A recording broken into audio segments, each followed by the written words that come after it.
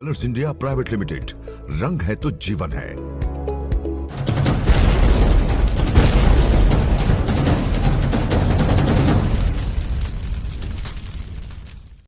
नमस्कार, आपकी जन अदालत न्यूज़ से मैं हूं राजा भैया पाल और इस समय मध्य प्रदेश के भांडर विधानसभा में हूं और सालोन में आज संस्कार एवं आस्था टीवी की भजन गायक और श्रीमद् भागवत आचार्य साध्वी पीताम्बरा दीदी हमारे साथ हैं, जिनकी आज सालोन में भागवत कथा चल रही है, हमारे साथ जुड़ी हुई हैं।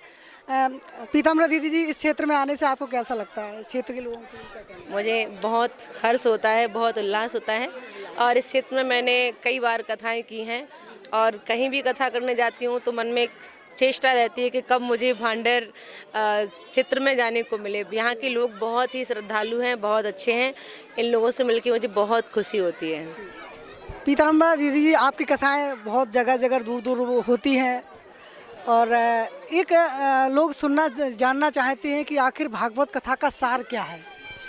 भागवत कथा का सार है कि जीव परमात्मा से जुड़े, गोविंद से जुड़े, क्योंकि इस दुनिया का ही सार है। मानव जीवन का एक ही सार है, सिर्फ परमात्मा का मेल हो जाए, परमात्मा से मिलन हो जाए।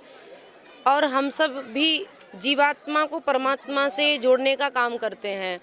अपनी कथा के माध्यम से लोगों को बताते हैं कि परमात्मा का भजन करो, परमात्मा से जुड़िए, क्योंकि यही मानव जीवन का सार है। कृष्ण प्राप्ति कर्म शाश्वत साधनम तद्वदाधुना। प्राणी मात्र के जीवन का एक ही उद्देश्य होना चाहिए, कृष्ण की प्राप्ति। और कृष्ण की प्राप्ति लोग इस सत्संग के माध्यम से और कथाओं के माध्यम से, भागवत कथा के माध्यम से लोग भगवान तक जुड़ें। मेरा प्रयास ऐसा रहता है। तो देखा जाए तो भागवत कथा में सबसे पहले किसका उद्धार हुआ? भागवत कथा में तो बताते हैं राजा परीक्षित जी का उद्धार हुआ और राजा परीक्षित की कथाओं को सुन के तब से ना जाने कितने परीक्षितों का उद्धार हो गया। सबसे पहले तो परीक्षित जी का ही उद्धार हुआ था भागवत कथा से। देखा जाए तो कलयुग में श्रीमद् भागवत कथा ही है जीवन के लिए, कल्याण के लिए। कलयुग में तो राम नाम यानी भगवान का नाम आधार है। जग में सुंदर हैं दो नाम, चाहे कृष्ण कहो या राम। बोलो राम राम राम, बोलो श्याम श्याम श्याम। कलयुग में तो भगवान के नाम से ही उद्धार हो जाता। चाहे राम कहें, चाहे कृष्ण कहें, वो एक ही है। चाहे राम कथा हो या भागवत कथा हो, राम के नाम से कलयुग केवल नाम आधारा। सुमिर सुमिर नर उतर ही पारा। भगवान के नाम से ही प्राणी मात्र का उद्धार हो जाता है। हमारे साथ आपकी जन अदालत न्यूज़ पर पीताम्बरा दीदी जी जुड़ी हुई हैं।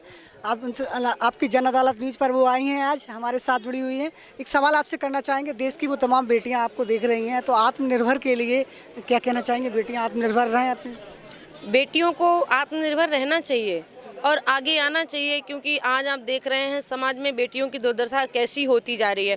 और मुझे लगता है कि अब जहाँ तक कुछ बेटियां ऐसी हैं जो समाज में आगे आ चुकी हैं, और भी जो बेटियां हैं जो समाज के डर की वजह से अपनी अंदर जो हुनर है, अपने अंदर एक घर में घुट घुट करके रहती हैं, मैं उन बेटियों से कहना चाहूँगी कि आप भी अपने हुनर को बिखेरिए, लोगों के सामने आइए और आप भी कुछ ऐसा करके करिए जिससे और भी बेटियां आपको देख करके वो भी एक महान बेटी बने और हमारे भारत देश का नाम रोशन करें। पीताम्बरा दीदी, जिस तरीके से आपके बारे में सुना जाता है कि आप बचपन से ही कथा कह रही हैं, तो कितनी पहली कथा कब कही आपने और कब आपके मन में आया कि हमें भागवत कथा की ओर जाना है? मुझे ये पता नहीं कब आया बचपन में, तो मुझे याद नहीं है कि कब आया, लेकिन जब मैंने होश संभाला तो मुझे इतना याद है कि मैं भजन करती थी, भजन गाती थी, प्रवचन करती थी और कथा सीखने का ऐसा लगता था कि मैं कथा कहूँ, कथा सीखूं। पर मुझे बचपन से इसी लाइन में हूँ जी। कितने साल से आप कर रही हैं? आज मुझे 15 साल हो गया कथा करते करते। राम कथा, भागवत कथा, मानस प्रवचन और भजन संध्या करती हूँ। पहली कथा आता है, तमाम हमने विद्वानों से सुना है, लोग कमेंट करते हैं कि महिलाओं को ब्यास गद्दी से कथा सुनाने का अधिकार नहीं होना चाहिए, तो आप किस तरीके से इसका? जी, ऐसा नहीं है। परमात्मा की नज़र में ना तो कोई स्त्री ना कोई पुरुष होता है, क्योंकि परमात्मा की नज़र बहुत बड़ी नज़र है। उनकी दृष्टि में कोई एक भेदभाव नहीं है, क्योंकि वो परमात्मा है, उसके लिए सब बराबर है, वो स्त्री हो या पुरुष हो। भगवान कहते हैं जो मेरा हो गया, जो मुझे बसता है मैं उसका हो गया। हरि को भजय सो हरि को होई, जो परमात्मा का भजन कर रहा है वो परमात्मा का है। ये तो कुछ लोगों ने ऐसा बना दिया है, मुझे लगता है कि ऐसा कहीं नहीं लिखा होगा कि महिलाओं को कथा नहीं करनी चाहिए। मैंने भी कुछ समय पहले देखा था, एक फेसबुक पर किसी ने पेज डाला था कि महिलाओं के मुख से कथा सुनेंगे तो नरक में जाएंगे। तो मैं उन लोगों से पूछना चाहेंगे कि जेंट्स व्यासों की कथा को सुन के कौन कौन स्वर्ग पहुंच गए, कौन कौन स्वर्ग पहुंचे, उनकी मेरे सामने लिस्ट लेकर के आए। जो लोग कहते हैं महिलाओं की कथा सुनने से नरक में जगह नहीं मिलेगी, भाई कौन कौन पुरुषों की कथा सुन के, मैंने तो यहाँ तक देखा जो पुरुष बड़े बड़े लोग थे वो भी आज जेलों में पड़े हुए हैं, है ना, उनकी दुर्दशा देखिए आप। तो भाई जो अपने को नहीं सुधार पा रहे हैं वो महिलाओं पे एक सिर्फ महिलाओं को नीचा करने के लिए उनको आगे नहीं बढ़े, ये क्योंकि महिलाओं की पूछ ज़्यादा हो रही है, महिलाएं आगे बहुत बढ़ रही हैं और पुरुषों को इतना ज़्यादा है नहीं कुछ, तो उनको लग रहा कि कैसे इनको नीचे दबाया जाए, इसलिए उन्हें कुछ नहीं मिला, सिर्फ एक ही पॉइंट मिला कि महिलाओं को इसलिए आगे नहीं जाना चाहिए। और मुझे लगता है कि शरीर चाहे पुरुष का हो चाहे स्त्री का हो, सबका अशुद्ध होता है, क्योंकि छितजल पावक गगन समीरा पंच रचित यह अधम शरीरा। गोस्वामी जी ने लिखा है शरीर किसी का भी हो वो अधम है, यानी अपवित्र निकृष्ट है ये शरीर। और इतना ही निकृष्ट नहीं है, शरीर में चाहे तुम प्रसाद खाओ, गंगा जल पियो, तब भी वो दूषित हो जाता है। कितनी भी शुद्ध चीज़ का पान किया जाए वो भी दूषित हो जाती है। शरीर इतना गंदा है, स्त्री हो या पुरुष हो।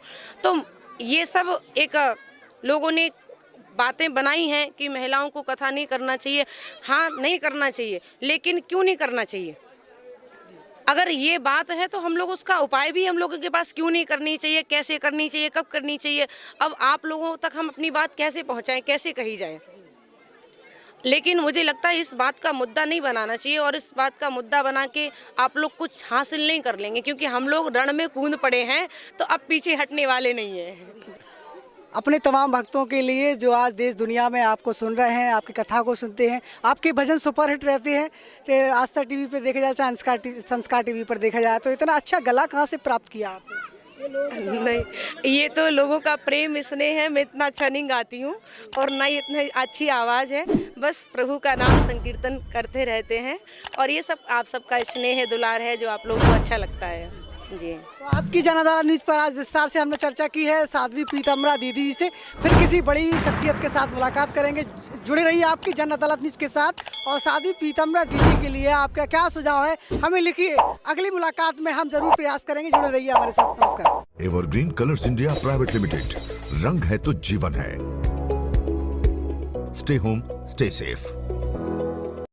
आपकी जन अदालत एक ऐसा यूट्यूब न्यूज़ चैनल है जिसके जरिए राजा भैया पाल अपने भिंड जिले की होने वाली खबरों को हम तक पहुंचाने की कोशिश कर रहे हैं। तो अगर आपको उनकी ये खबरें अच्छी लगती हैं तो कृपया उस चैनल को एक बार देखें।